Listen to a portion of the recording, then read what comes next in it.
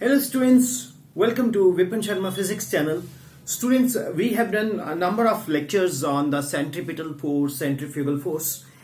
तो एक centrifugal and centripetal force को क्लियर करने के लिए मेरे दिमाग में बहुत सारी चीजें चलती रहती हैं, तो मेरा पर्पस रहता है कि मैं आपको बेस्ट से बेस्ट दूं। तो आपको मैं पहले एक live centripetal, centrifugal, inertial, non inertial, ये सारी चीजें इस वीडियो में क्लियर कर देता हूं। You will see it is the one of the best understanding which I would like to provide from my side.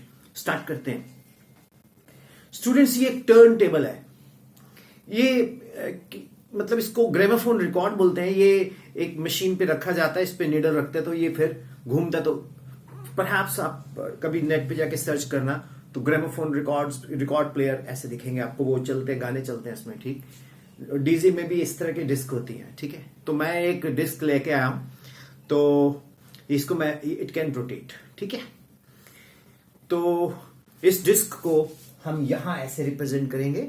मतलब ये अगर फ्रंट व्यू तो फिर ये राउंड होगा, लेकिन ये साइड व्यू है तो ये राउंड नहीं है, ये ऐसे दिखाई देगा। ये वाला व्यू मैंने यहां दिखाया है। ठीक है, अच्छा, अब हम गुल्लू को जो है रिक्वेस्ट करेंगे कि तो गुल्लू तू आजा डिस्क के ऊपर।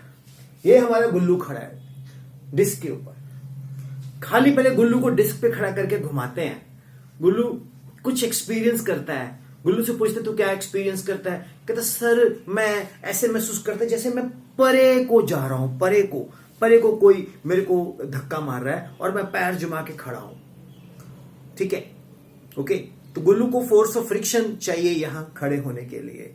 अगर फ्रिक्शन नहीं होगी तो गुल्लू स्लिप कर जाएगा। लेकिन चलो गुल्लू को हम सेव कर देते हैं, इसको गिरने नहीं देंगे, जिस मर्जी स्पीड हो। और यहां पर हमारा दूसरा स्टूडेंट है। ठीक है, गुल्लू's best friend is पोलू।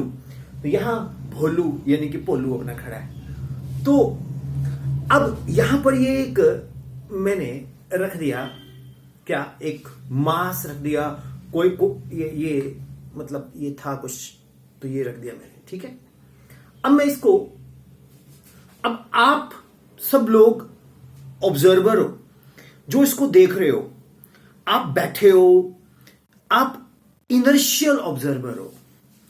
Gullu non inertial है क्योंकि ये घूम रहा है, एक्सेलरेटेड है।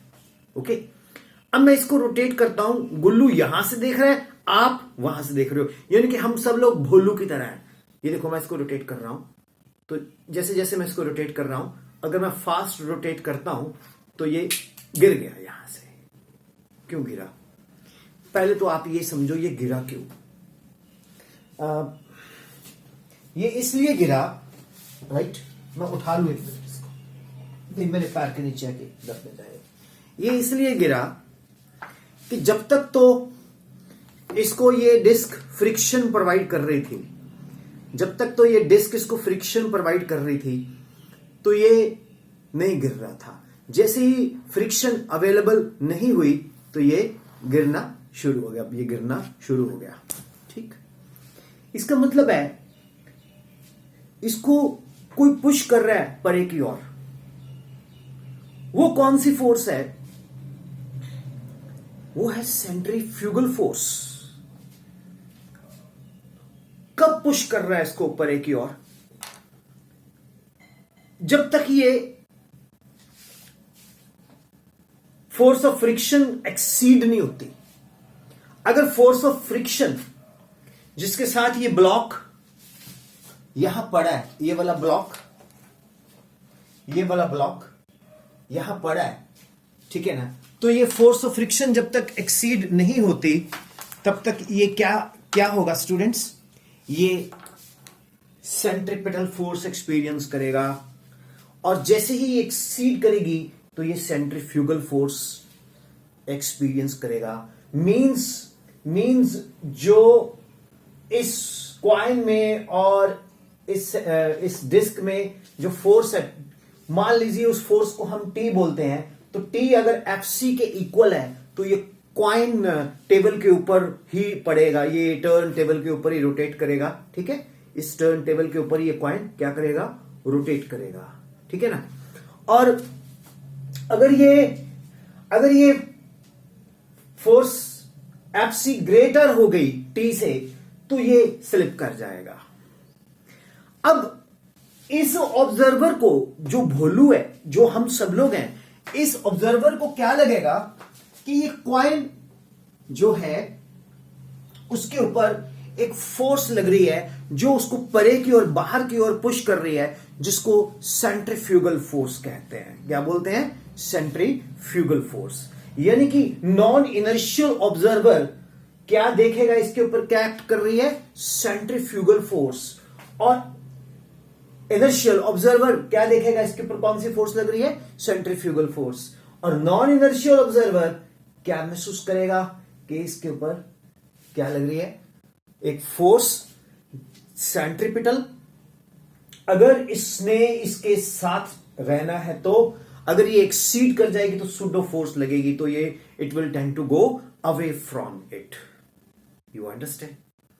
तो इसलिए स्टूडेंट्स, जो सेंट्रीपिटल फोर्स या सेंट्रीफ्यूगल फोर्स एक्ट करती है, वो ऐसे नहीं एक्ट करती। ये तभी इसको हम एक्शन रिएक्शन फोर्स, तो तभी इसको हम एक्शन रिएक्शन फोर्स नहीं बोलते।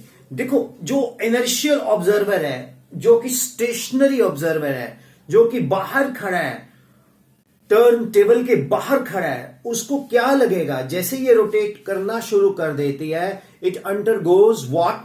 Centripetal acceleration. कितनी? v square upon r।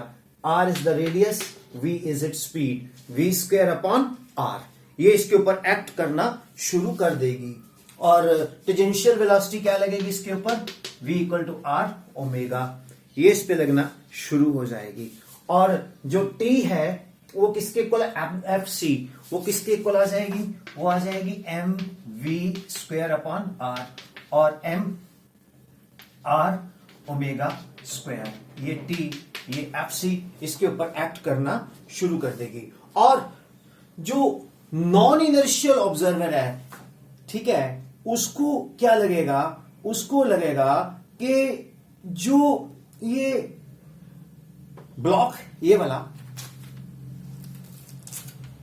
जो ये ब्लॉक है, ये एट रेस्ट पे है। और ये किस कारण रेस्ट पे है? Must be maintained in the on the table by the certain force that is called T, which is provided by the necessary friction available, ठीक है ना। तो applying the Newton's law, this T must be equal to Fc, ठीक है ना। तो T must be equal to Fc. Are you getting what I am saying? T must be equal to Fc. So the observer, non-inertial observer, I mean our Gullu, will introduce a fictitious force. Will introduce a fictitious force called pseudo force. To maintain it here, T minus Fc must be equal to 0. T must be minus Fc must be equal to 0. Note it down, please. तो students, जो हमारे पास inertial observer है, जो बाहर खड़ा है, उसको क्या लगेगा? उसको लगेगा जो टी है that is equal to F C, और ये मास एम, इसका वेट एम जी, ये नॉर्मल रिएक्शन एन ऊपर को, नॉर्मल रिएक्शन एम ऊपर को।